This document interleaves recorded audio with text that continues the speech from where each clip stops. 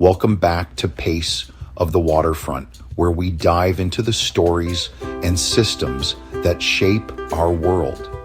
Today, let's talk about unions.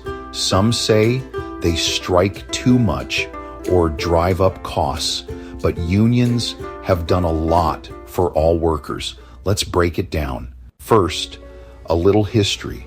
Unions have been around in the United States since the late 1700s, but they gained traction during the Industrial Revolution.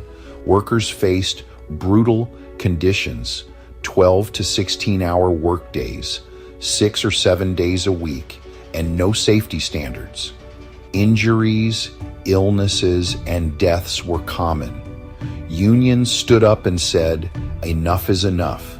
They pushed for the 8-hour workday, weekends off, overtime pay, and safer conditions. Think about this. If you've ever taken a paid vacation, a sick day, or retired with a pension, you have unions to thank.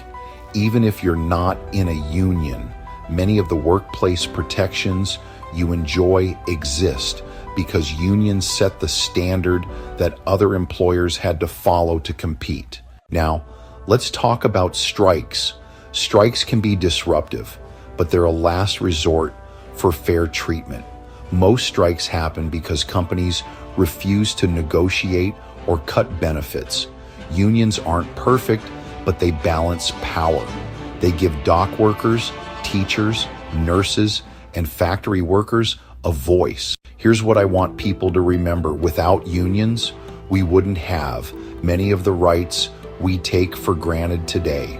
The next time you hear someone complain about unions, ask them this: would they trade their vacation days, their health care, their safe work environment?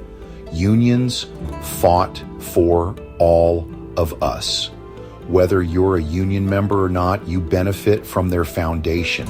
Unions are about dignity and respect, not as expendable cogs in a machine. So let's stop seeing unions as the enemy.